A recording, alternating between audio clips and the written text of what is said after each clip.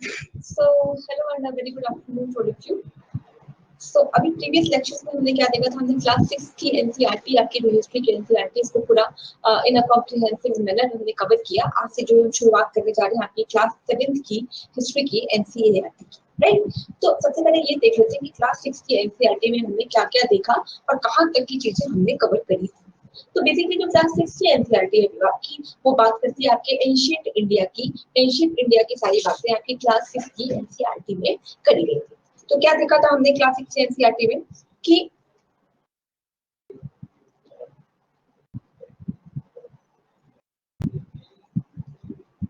यहाँ पे जो शुरुआत हुई थी वो हमने कहा था कि जीरो से शुरुआत है। जीरो क्या है? Zero is the birth of the Christ. तो जो जीरो को हमने मार्क किया था कि जो क्राइस्ट का बर्थ है उसको जीरो लेके चलते हैं, और ये जो क्राइस्ट का बर्थ है वो आपके पोस्ट मॉडर्न एरा का टाइम है, राइट। अब ये जो पोस्ट मॉडर्न एरा से पहले के जितने भी इवेंट्स हैं, यानी क्राइस्ट के बर्थ के जितने के पहले के जो भी इवेंट है, इसको हम कहते हैं बिफोर क्राइस्ट, राइट। बीसी से हम इसको लेके चलते हैं कि बिफोर क्राइस्ट ये सारे इवेंट्स हुए हैं। और क्राइस्ट के बर्थ के बाद यानी पोस्ट मॉडर्न एरा के बाद की जो भी चीजें हुई थी उसको हमने कहा था ये है कॉमन एरा। तो बेसिकली क्लास 6 की एनसीईआरटी की शुरुआत कहां से हुई थी, इसने क्या एंशिएंट इंडिया में कवर किया था। तो क्लास 6 की एनसीईआरटी या एंशिएंट इंडिया की शुरुआत होती है आपके स्टोन एज के साथ। अब इस स्टोन एज को भी हमने क्या किया था, क्लासिफाई किया था 3 पार्ट्स में, that is palaeolithic, mesolithic and neolithic. अब ये पीलियोलिथिक, मेसोलिथिक एंड नियोलिथिक का जो हमने डिवीजन किया है, उनको बांटा है किस बेसिस पे, on the basis of the tools that was made by the stones. यानी कि जो टूल्स बनाए गए थे किसके हेल्प से, स्टोन के हेल्प से जो उन्होंने टूल्स बनाए थे उसी के बेसिस पे हम स्टोन एज का क्लासिफिकेशन करते हैं। अब जैसे जैसे नियोलिथिक टाइम आता जाता है, नियोलिथिक आते आते क्या हो जाता है कि जो ह्यूमन बीइंग जो पहले क्या करते थे, एक प्लेस से दूसरी जगह माइग्रेट किया करते थे, घूमा करते थे, और अपने जो जरूरत की चीजें जैसे कि फूडिंग हो गई या कपड़े के लिए लोग क्या करते थे कि जो जानवरों की जो स्किन होती थी उसको वेयर करते थे, तो उन सब चीजों को गैदर करने के लिए क्या करते थे, एक प्लेस से दूसरी जगह पे ये मूव किया करते थे। लेकिन नियोलिथिक एज आते आते क्या हो जाता है कि वो एक जगह पे धीरे धीरे क्या है, बसने की शुरुआत हो जाती है। अब जब एक जगह पे ये सारे लोग एक ही प्लेस पे रहने की शुरुआत होती है, तो यहाँ से शुरुआत हो जाती है आपकी सोसाइटी की कंसेप्ट की। और यही सोसाइटी जब बहुत एक कहते हैं ना अपने एपेक्स पे, अपनी जेनिथ पे पहुंच जाता है, तो यहाँ पे हो जाता है आपका इंडस वैली सिविलाइजेशन, राइट। फिर हमने समझा था कि इंडस वैली सिविलाइजेशन में कैसे धीरे धीरे क्या हो जाता है कि वो डिसइंटीग्रेट हो जाती है, डिके हो जाती है। फिर हमने देखा था वैदिक कल्चर, और वैदिक कल्चर को भी हमने प्री वैदिक और लेटर वैदिक में क्या किया था, सेग्रीगेट करके क्लास 6 में समझा हुआ है। अब ये समझा था कि जो डिफरेंट डिफरेंट काइंड के जो मतलब डिफरेंट डिफरेंट ग्रुप्स थे, जिनका एक मतलब एक पर्टिकुलर ग्रुप जो एक पर्टिकुलर चीजों को माना करते थे या समझा करते थे, वो डिफरेंट डिफरेंट ग्रुप्स को हम कहते थे जन, ठीक। और ये जन धीरे धीरे क्लासिफाई होके बन जाते हैं, क्लासिफाई होके या जनों का मतलब डिफरेंट डिफरेंट जन का जो ग्रुप है इसको हमने कलेक्टिव में कहा था कि ये जनपद बनते हैं। और इन्हीं जनपद के बाद फिर क्या आ जाता है, महाजनपद। और कितने महाजनपद थे, तो हमने डिस्कस किया था कि टोटल 16 महाजनपद थे। इसमें फिर भी मगध जो महाजनपद रहता है उसने कैसे अपनी सुप्रीमेसी एस्टैब्लिश कर ली, राइट। तो ये जो बेसिकली टाइम है आपके जन जनपद वाला, जन जनपद और महाजनपद का, ये टाइम है आपके 600 बीसी। अब ये 600 बीसी उस समय हमने देखा था कि सोसाइटी में 2 लेवल के चेंज देखने को मिलते हैं। क्या 2 लेवल थे, तो पहला लेवल था at the level of society, या हम इसको कह सकते हैं रिलीजियस चेंज। और दूसरा जो चेंज था वो था आपका पॉलिटिकल चेंज, राइट। तो सोशल रिलीजन में अगर देखें रिलीजियस लेवल पे क्या चेंज हुआ था, तो रिलीजियस लेवल पे इंडिया में इमरजेंस होता है आपके 2 नए रिलीजन का, जिसमें से पहला था जिसको हमने लाए थे आपके सिद्धार्थ। सिद्धार्थ जो किस कहाँ के थे, शाक्य जो शाक्य जन था, शाक्य जन से बिलोंग करते थे आपके सिद्धार्थ। और सिद्धार्थ जो प्रिंस सिद्धार्थ धीरे धीरे वो कैसे महात्मा बुद्ध बनते हैं, और इंडिया में जो स्टार्ट होता है वो आपके बुद्धिज्म का शुरुआत होती है। उसके बाद फिर हमने देखा था कि जो लिच्छवियों के थे आपके कौन, लिच्छवी डायनेस्टी से, लिच्छवी जो क्लैन था, जो लिच्छवी ग्रुप था या जन था, उससे बिलोंग करते थे आपके महावीर। और इन्होंने वर्धमान महावीर ने शुरुआत की किसकी, जैन धर्म की। फिर लेटर फेजेस में हमने देखा था कि उपनिषदों का भी डेवलपमेंट होता है, तो कहीं ना कहीं इंडिया में हिंदुइज्म, बुद्धिज्म एंड जैनिज्म तीनों फ्लरिश करना शुरू हो गया। फिर 600 BC के बाद जो ये हमने समझा था कि विष्णुगुप्त चाणक्य की हेल्प से कैसे एक सामान्य सा एक ऑर्डिनरी ह्यूमन बीइंग जिसका नाम था चंद्रगुप्त मौर्य, चंद्रगुप्त मौर्य ने क्या किया कि नंदा डायनेस्टी को रिप्लेस करता है। जो मौर्य डायनेस्टी हो गया ना, नंदा डायनेस्टी जो मगध को रूल कर रही थी उस टाइम पे, आपके 600 BC के टाइम पे नंदा डायनेस्टी रही है वहां पे, उनको रिप्लेस करके एक नए कहते हैं नए एम्पायर की शुरुआत होती है। एम्पायर क्यों? एम्पायर का मतलब ये था कि कहीं ना कहीं इन्होंने पूरे के पूरे इंडिया को ही कंसोलिडेट कर दिया। पहले के पीरियड में क्या थे, ये छोटे छोटे छोटे छोटे छोटे छोटे बहुत सारे किंग्स थे और इन किंग्स से होते थे किंगडम्स। और मॉडर्न ने क्या किया कि एक वो मॉडर्न मैंने एम्परर इन्होंने बनाया अपना एम्पायर, कहीं ना कहीं इंडिया के मैक्सिमम पार्ट को क्या किया है, कंसोलिडेट किया। एक ये था आपका मॉडर्न टाइम। मॉडर्न टाइम के बाद हम आगे थे फिर अपने जीरो वाले सेक्शन में पोस्ट मॉडर्न एरा में। पोस्ट मॉडर्न एरा के बाद का जो भी टाइम है, पोस्ट मॉडर्न एरा के बाद का जो भी टाइम है वो किसमें कंसीडर करते हैं, उसको हम कंसीडर करते हैं आपके कॉमन एरा या एनो डोमिनियन, यानी कि after the birth of Christ.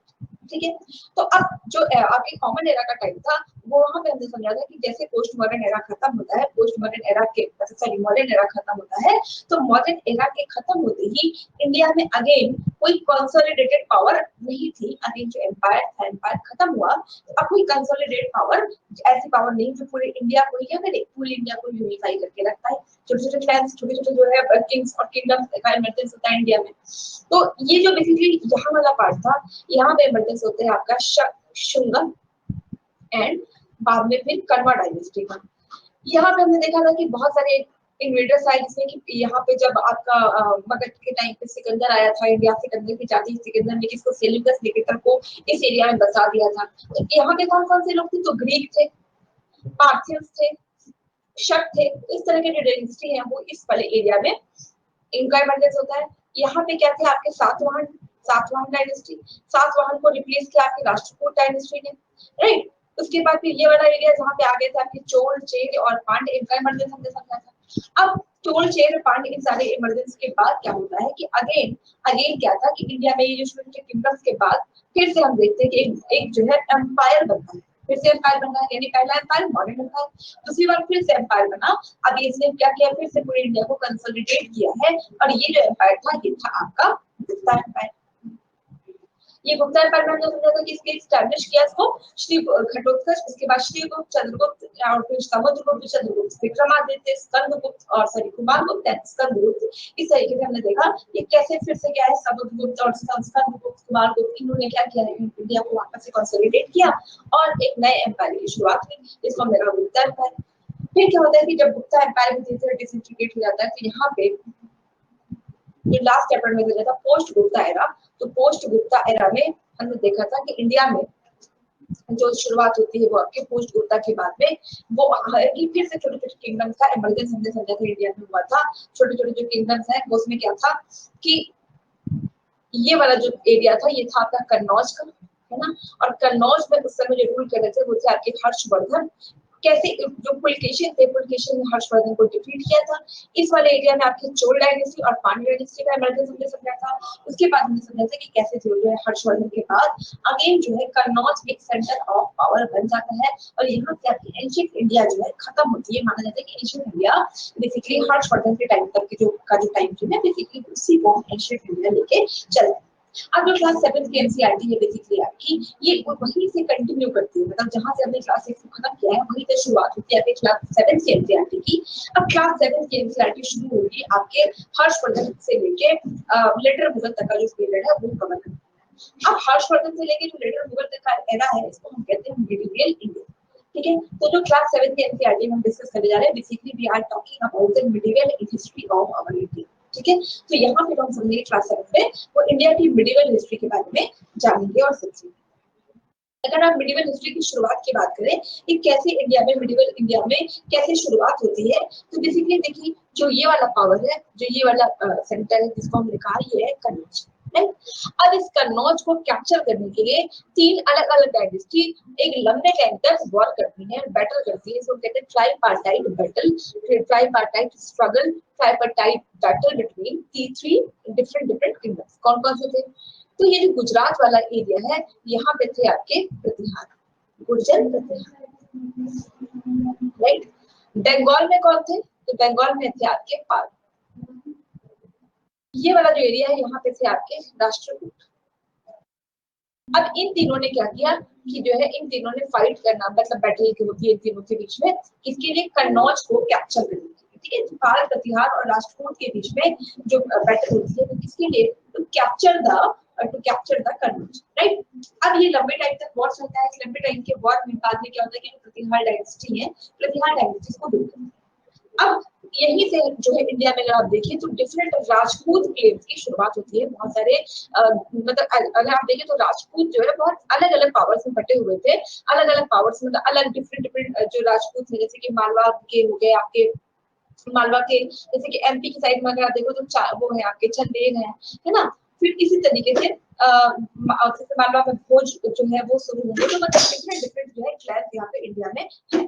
कौन मतलब क्लास का क्या मतलब, डिफरेंट डिफरेंट क्लास मतलब different different Rajput Claas India में देखने को मिल रहे हैं, राइट। अब जैसे ये वाला जो एरिया है दिल्ली वाला, दिल्ली और अजमेर, यहाँ पे थे आपके Chauhan dynasty, Chauhan Rajput, right. MP के पास हो गए आपके चंदेल,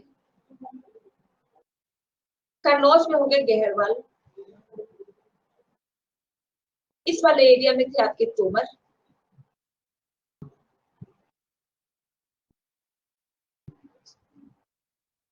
ये जो मालवा है यहाँ पे भोज,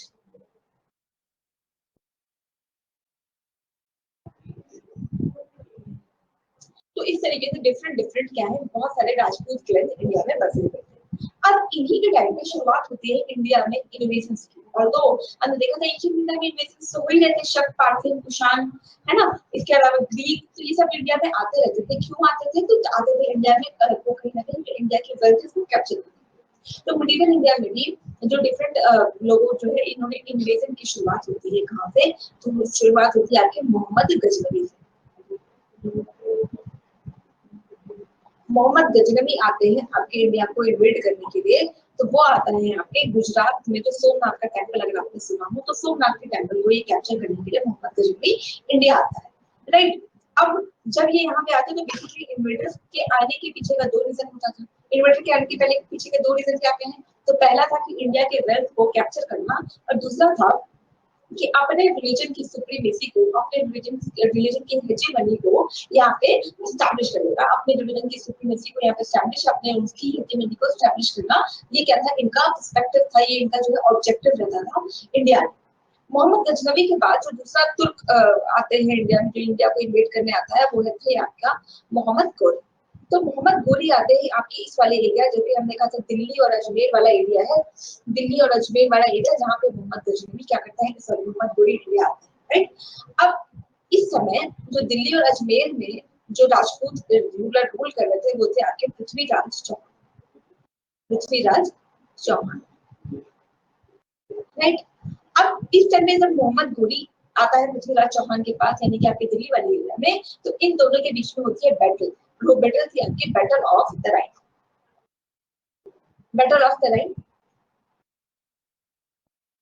और ये बैटल ऑफ द राइन कब होती है, तो दैट इज 1191, ठीक है, 1191 में पहली बैटल ऑफ द राइन होती है। और इस बैटल ऑफ द राइन में पृथ्वीराज चौहान क्या करते हैं, डिफीट कर देते हैं आपके मोहम्मद गोरी। लेकिन अगेन जो है गोरी कम बैक करता है और ये फिर से जो होती है बैटल ऑफ द राइन वन थी, अब जो है बैटल ऑफ द राइन 2 होगी। ये होगी अगेन नेक्स्ट ईयर 1192 में। इस बार क्या है, मोहम्मद गोरी डिफीट करेगा पृथ्वीराज चौहान, राइट। अब जब मोहम्मद गोरी ने डिफीट कर दिया पृथ्वीराज चौहान को, तो इनका जो ऑब्जेक्टिव था वो ऐसा तो था नहीं कि इंडिया में हम रूलर बन जाएंगे। तो मोहम्मद गोरी तो वापस चला जाता है। जब मोहम्मद गोरी वापस जाता है तो उसने क्या किया, अपने एक स्लेव को, जिसका नाम था कुतुबुद्दीन ऐबक, कुतुबुद्दीन ऐबक को यहाँ पे छोड़ता है। तो कुतुबुद्दीन ऐबक ने इंडिया में शुरुआत कर दी, किसकी, तो इंडिया में शुरुआत कर दी आपकी स्लेव डायनेस्टी, राइट। अब इसने अपने नाम पे स्लेव डायनेस्टी नहीं रखा, बल्कि क्योंकि वो गोरी के स्लेव थे, इसलिए गोरी के स्लेव के नाम पे अपने आप से डायनेस्टी की शुरुआत की, वो थी आपकी स्लेव डायनेस्टी। रिडल में क्या होता है कि इस स्लेव डायनेस्टी को रिप्लेस करते हैं, हटाते हैं, वो थे आपके स्लेव के बाद जो जिसने इंडिया को जिसने कैप्चर किया था उनको, वो थे आपके खिलजी। फिर आते हैं आपके तुगलक डायनेस्टी। अब इसी तुगलक के टाइम पे फिर से इन्वेजन होता है इंडिया में, और इस बार जो इन्वेजन था वो थे आपका तिमूर का, ठीक है। तिमूर का इन्वेजन होता है किसके समय पे, तुगलकों के समय। अब तुगलक के बाद जो डायनेस्टी आती है वो थी सैयद डायनेस्टी। और सैयद डायनेस्टी के बारे में ऐसा माना जाता है कि सैयद डायनेस्टी जो है वो लिंक्ड थी कहीं ना कहीं आपके तैमूर से लिंक्ड जो लोग थे, तैमूर के साथ आने वाले लोग हैं, तैमूर से कहीं ना कहीं लोग इंटररिलेटेड थे, ये थे आपके सैयद डायनेस्टी वाले। अब सैयद डायनेस्टी को लास्ट में जिसने रिप्लेस किया वो थे लोधी, राइट। लोधी डायनेस्टी ने रिप्लेस किया है सैयद डायनेस्टी। अब इसी लोधी के टाइम पे जो लोधी डायनेस्टी के जो रूलर थे लास्ट में वो थे आपके इब्राहिम लोधी।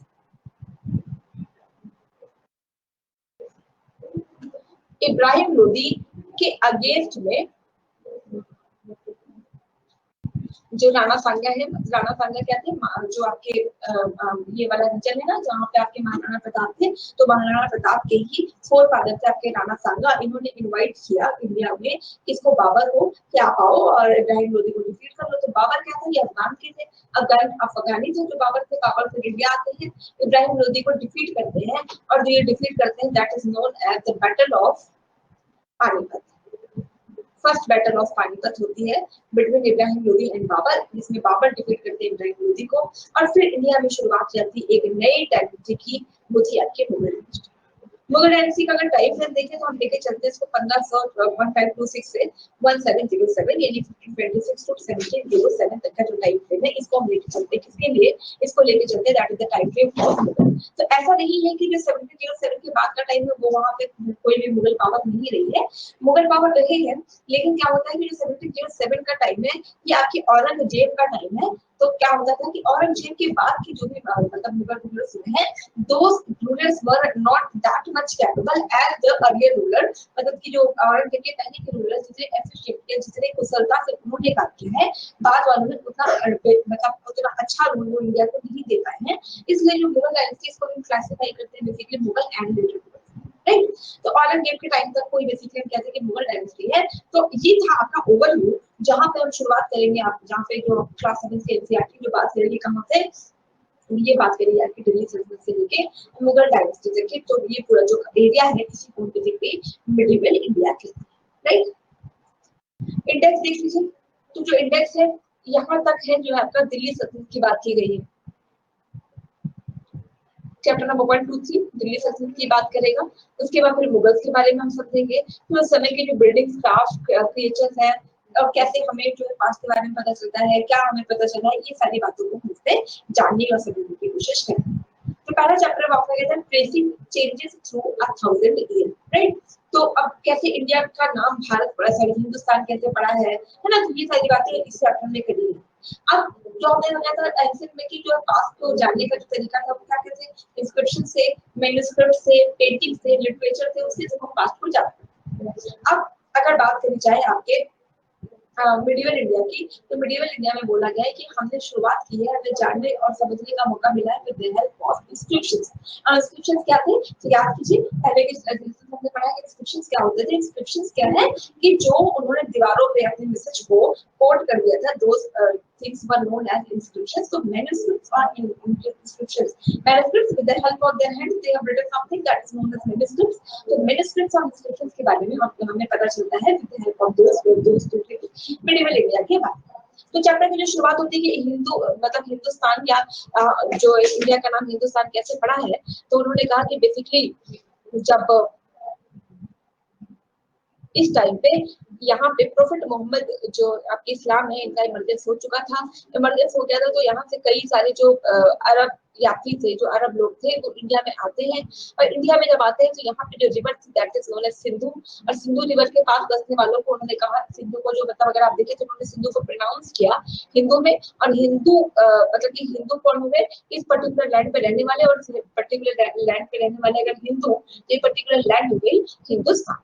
अब सबसे पहले यूज किसने किया इस वर्ड को, तो मिन्हाज ए सिराज जो एक ने क्या किया, सबसे पहले पर्शियन में इस वर्ड को यानी हिंदुस्तान को क्या किया है, इंपोर्ट किया हुआ है, राइट। अब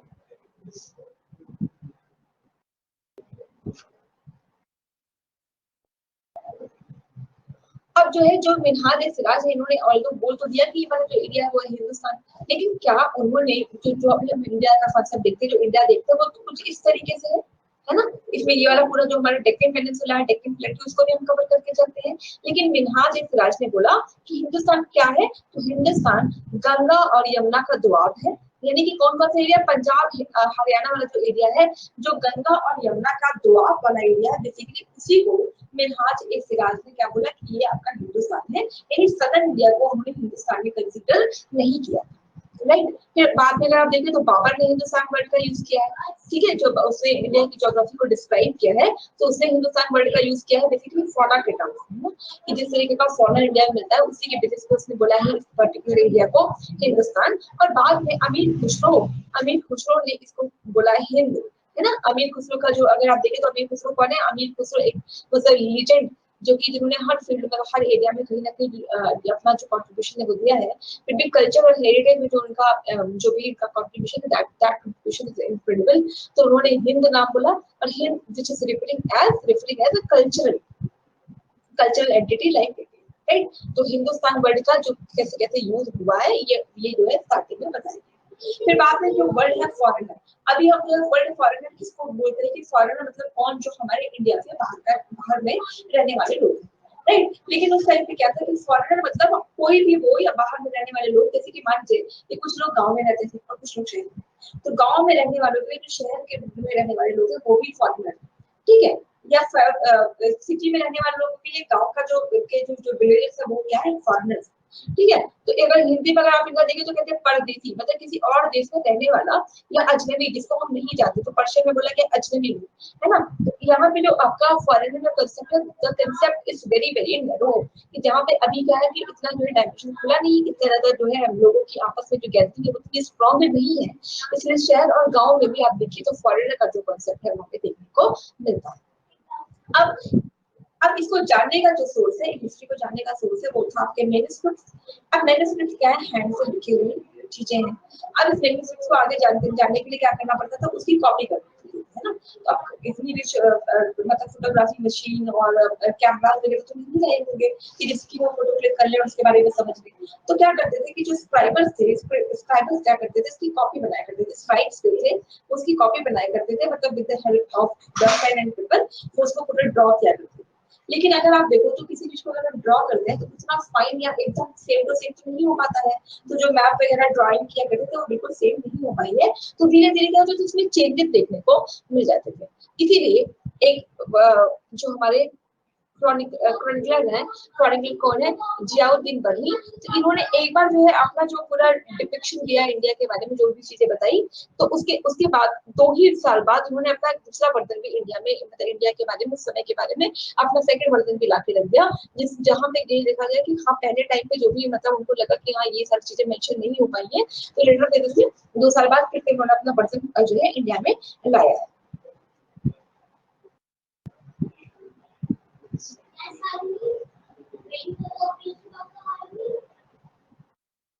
अब बात की जाती है new social and political groups की, राइट। अब हिस्टोरियंस बताते हैं कि जो न्यू चेंजेस हुए, न्यू चेंजेस के बारे में वो बताते हैं कि जो पर्शियन लैंग्वेज है, ये जो पर्शियन मतलब लैंग्वेज वहाँ पे बोली जाती थी, जो आम लोग वो पर्शियन लैंग्वेज बोला करते थे, और वही जो है उन लोगों को आपस में कनेक्ट करती है। तो इससे उस समय के टेक्स्ट जो भी इंस्क्रिप्शंस वगैरह लिखे हैं, उसका जो मेन लैंग्वेज, जो मेन थीम है वो सारी पर्शियन है। उसके बाद नए तरीके के जो फूड्स और जो बीवरेजेस होते हैं उनका अराइवल होता है कहाँ पे, हमारे सब कॉन्टिनेंट में। तो ये नए फूड्स क्या थे, ये नए फूड्स क्या थे जहाँ पे इंडिया में शुरुआत होती है कि potato cultivation, corn, chillies, T, coffee, right. तो ये सारे जो है नए फूड आइटम्स है जो इसके पहले इंडिया में नहीं यूज होते थे, इनका इंट्रोडक्शन अब इंडिया में हो रहा है। अब जो क्रॉप को ये लोग सो करते थे, तो क्रॉप को सो करने के लिए डिफरेंट टेक्नोलॉजिकल एडवांसमेंट होता है क्या करने के लिए, क्रॉप को सो करने के लिए, राइट। तो कहीं ना कहीं ये जो है बताते हैं कि कैसे टेक्नोलॉजिकली लेवल पे चेंज होगा, तो कहीं ना कहीं सोशल लेवल पे जो चेंज है वो भी देखने को मिलेगा, राइट। अब लोग क्या करेंगे, जब रहना शुरू करेंगे एक जगह से, मतलब एक जगह पे रहना शुरू करेंगे, तो क्या करेंगे, जो धीरे धीरे क्या करेंगे, जंगलों को काटेंगे। जंगलों को काटने के बाद क्या करेंगे, जब ये पूरे ट्रीज कट जाएंगे तो वहां तक अपने एग्रीकल्चर लैंड को क्या करेंगे, स्पेंड करेंगे। अब इससे क्या होगा कि इससे हैबिटेट चेंज हमें देखा, बैटरीज में हैबिटेट चेंज में देखने को मिलता है कि जो पहले क्या था कि फॉरेस्ट बिल्डर्स से जो फॉरेस्ट की चीजों को कलेक्ट करते थे, एक जगह से दूसरी जगह घूमते थे, अब वो भी क्या करेंगे, धीरे धीरे सेटल होने लगे कि फॉरेस्ट को कट करके क्या करते, एग्रीकल्चर लैंड या बसने वाले लैंड को मतलब उसकी जरूरत ज्यादा पड़ने लगी थी। और उसके बाद जो है इंडिया में शुरुआत होती है जाति या सब कास्ट।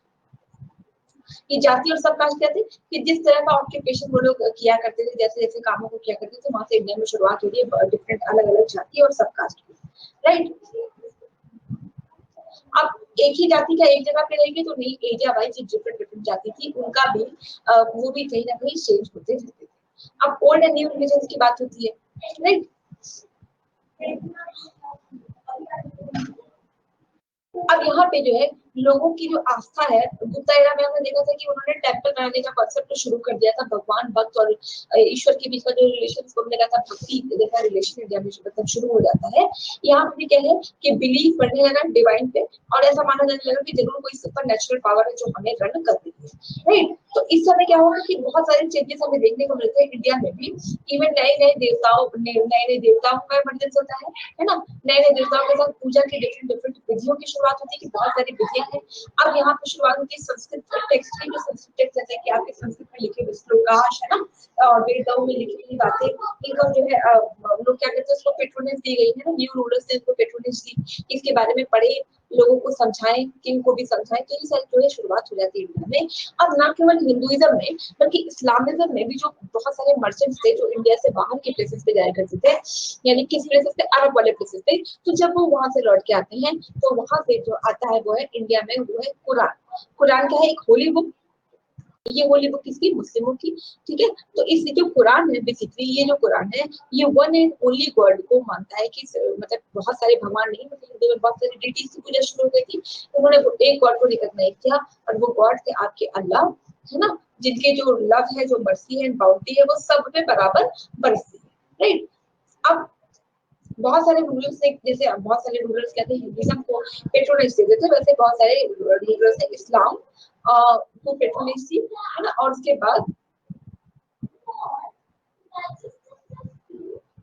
जो इनके जो फॉलोअर्स थे इस्लाम को मानने वाले, ये भी क्या होते हैं कि इन्होंने भी इसको अपना पेट्रोनाइज दिया। पेट्रोनाइज देने के बाद इसके जो रूल्स एंड रेगुलेशन है इसको मानना शुरू किया। ठीक है, इस्लाम में हम देखते हैं डिवीजन, और वो डिवीजन था बेसिकली शिया और सुन्नी। अभी शिया और सुन्नी क्या है कि जो ऐसा मानते हैं कि जो प्रोफेट मोहम्मद साहब के सन इन लॉ है ना, कि ये जो अली है, प्रोफेट मोहम्मद साहब के जो सन इन लॉ है, वो लेजिटिमेट लीडर है मुस्लिम कम्युनिटी के। और जो ये हो गया आपकी सुन्नी कम्युनिटी, जो मानते हैं कि जो प्रोफेट मोहम्मद साहब के सन इन लॉ है, जो सन इन लॉ है अली, अली जो है उनके सन इन लॉ है, तो अली जो है इनके लीगल एक तरीके से समझ लीजिए कि उत्तराधिकारी है, लीगल हायर है, ठीक है। तो उनको हमने कहा ये लोग थे आपके शिया लोग। अब दूसरे थे आपके सुन्नी,